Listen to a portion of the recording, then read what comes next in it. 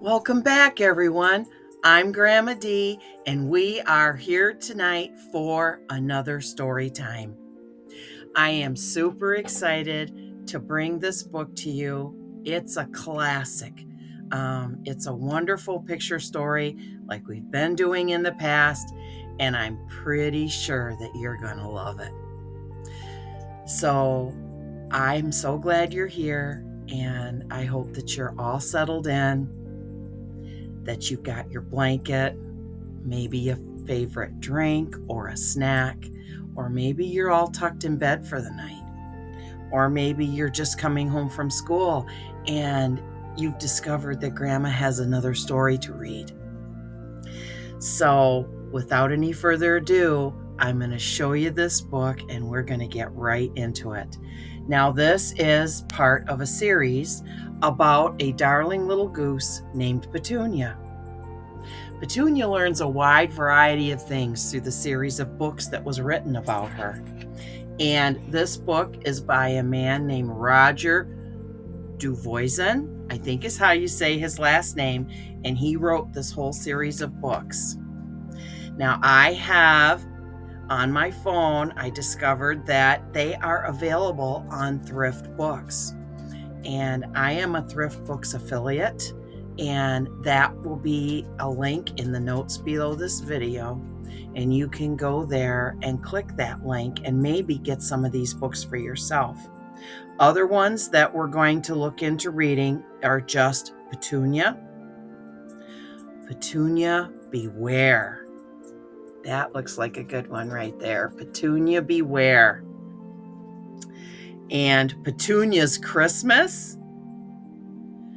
Petunia, Silly Goose. Petunia, I Love You. And the one we have, Petunia Takes a Trip. Petunia's Treasure. Petunia and the Song. And I'm sure there's more.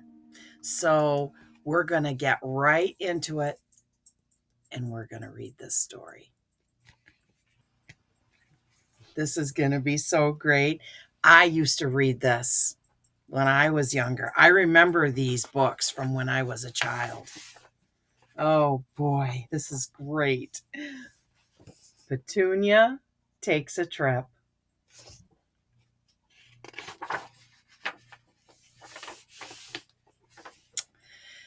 Every day, the shiny silver plane flew over the little farm in the valley. Look at that. See the plane way up there in the sky? And there's Petunia's farm, where she lives down in the distance.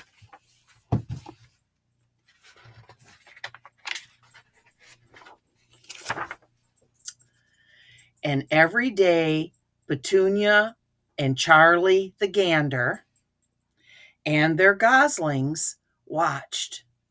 Do you know what a gosling is? A gosling is a baby goose. Until it vanished beyond the distant hills. Where does it come from? Asked the goslings. Where does it go? Ah, it comes from far away, said Petunia. And it goes where the sky goes, far, far away. It must be nice, far away. One day, Petunia said, Watch me. I am going to fly up to the sky like the plane and see how big the world is beyond the hills. I will come back presently and tell you what I saw. Petunia flapped her wings so furiously that the grasses bent their heads. But she rose no higher than the rabbit jumps, and then she fell on her head. Plump! Oh my goodness. There's all the goslings all in a row. Oh, look, Petunia tried to take off and down she went. Oh my goodness.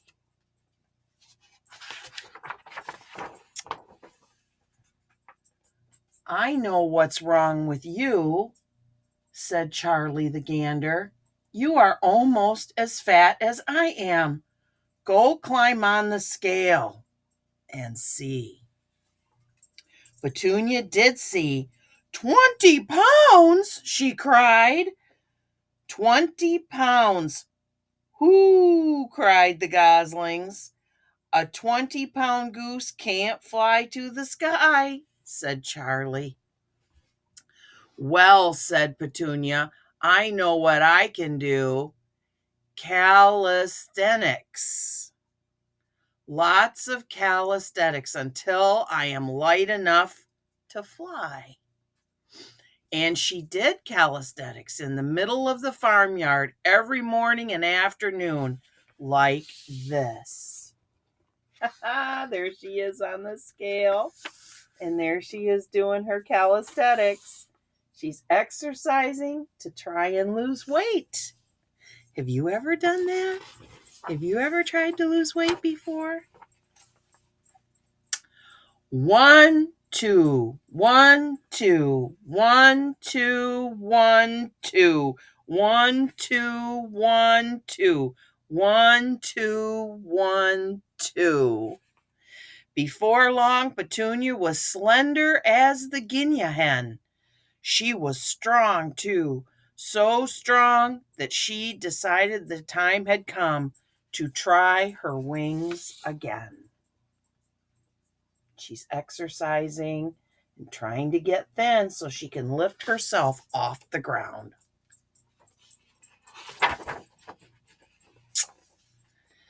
She went to the meadow, and after a short run, zoom, she climbed up on her great white wings. It worked. She climbed higher and higher over the heads of her cheering friends. Oh my goodness, look at that. They're all so happy for her. Go, Petunia! Go, Petunia! Higher and higher over the little farm. Wow, and over the hills. Higher and higher until the earth below was like a soft green rug, and tiny red and white dots were all she could see. Of the farm buildings, she made sharp turns right and left. She glided like the eagle. She had the sky all to herself. It was wonderful. Can you imagine what that would be like? But in her joy, Petunia did not see the dark clouds coming toward her. Before she could flee, a high wind blew them all around her. Lightning blinded her, and she was carried away by an angry storm. Blown about the black clouds like a leaf, she could not tell which way was up or which way was down. Oh my goodness. Oh, that poor thing, she's caught in a storm. What will she do? When at last the sky cleared, Petunia saw far below a very strange sight. The whole earth was laid with rows of houses set close together like stones in a wall. The rows opened only to let through 2 rivers full of busy boats. Oh my gosh, look at that. She's over a city. Oh, what an adventure, said Petunia, above the big city. Where am I? What am I going to do? She was so tired, she simply let herself down and alighted at a street crossing. Uh-oh. I hope she doesn't get run over. Look at all those cars, buses, and people. After coming from a farm, that's probably very new to her. Petunia was quite frightened at first. So many noises, so many people. So many cars and so many windows above. Happily, as the policeman blew his whistle to stop the traffic, a taxi driver cried, "Petunia! It's Petunia!" "1,000 whistles," said the policeman. "So it is." The crowd pressed around Petunia to pet her, but the policeman and the taxi driver saw that she was hungry and tired, and they whisked her away in a taxi cab to the cafeteria around the corner. Oh my gosh! Look at that. They saved her from all those people. That's wonderful.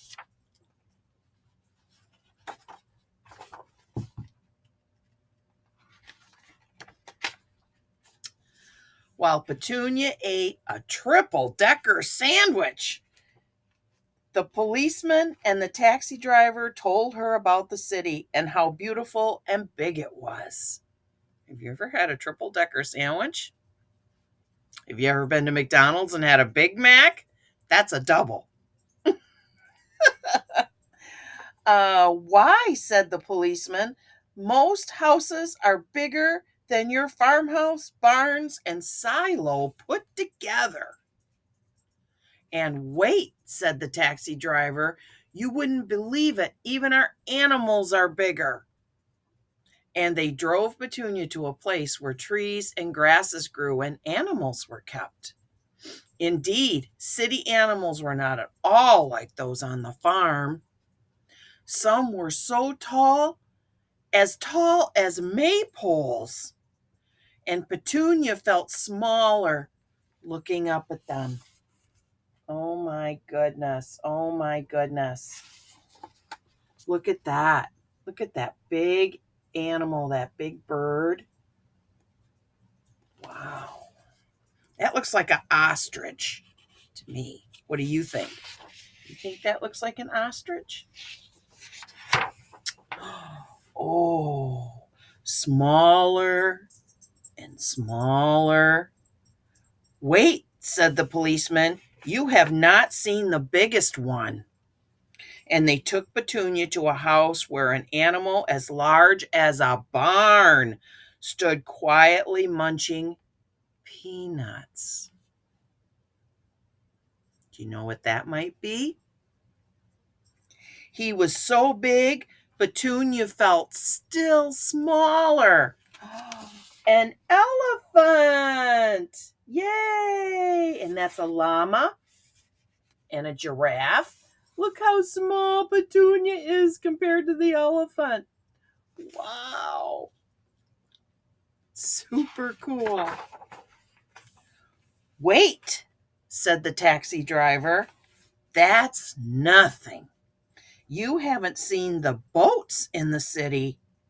And they drove Petunia to the riverside, where boats as big as hills were tied with ropes as big as trees.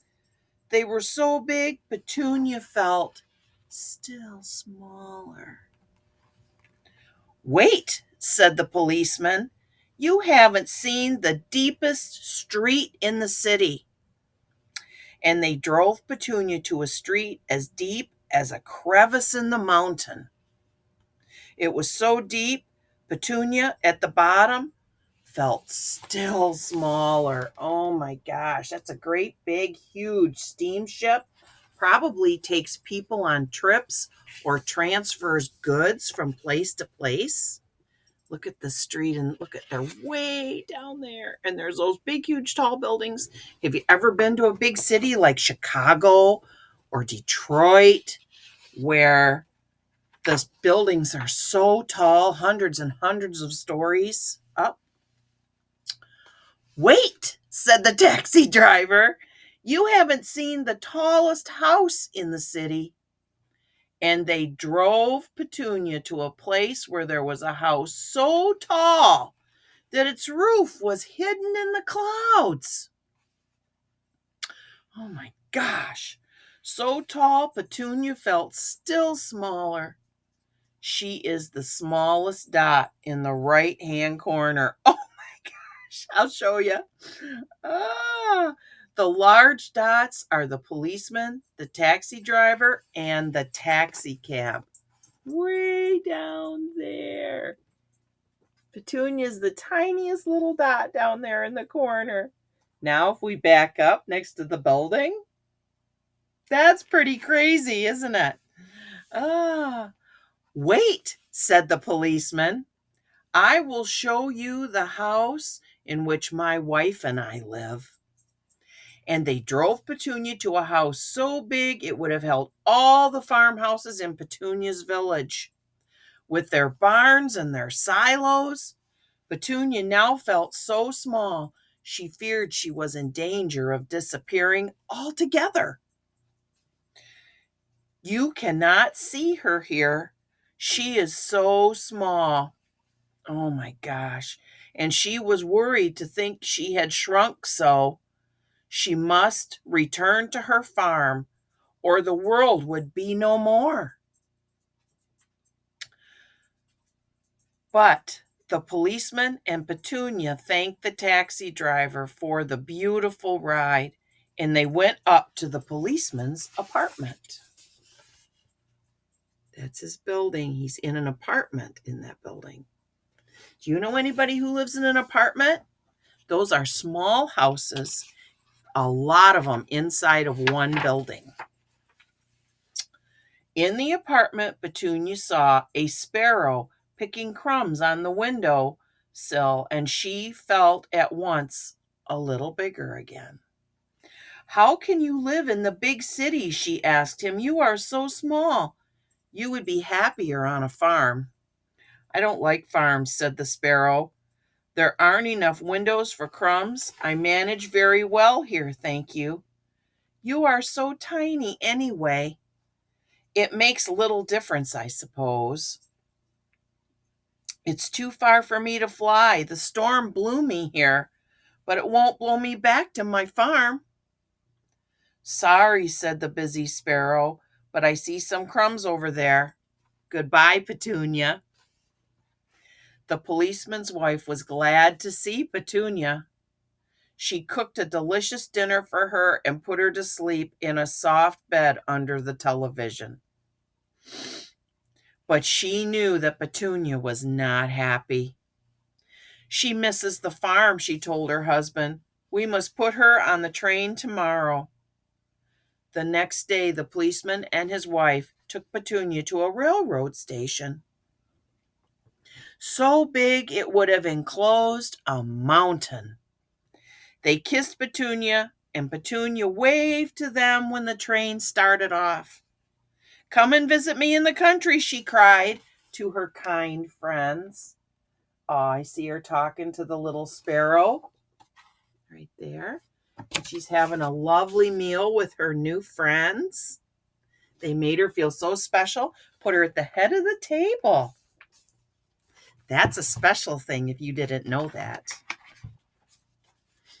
From her seat by the train window, Petunia watched the green fields, the small houses, the small streams as they glided by, and she felt more and more like a real-sized goose again. She was happy. It's good to go home, she said to herself. In the small station of her village, she was greeted by Charlie, the goslings, and all her normal-sized farmyard friends. And that night she slept happily in her normal-sized house. Many a time afterward, she told her children about the beautiful, big, big world one could see beyond the hills.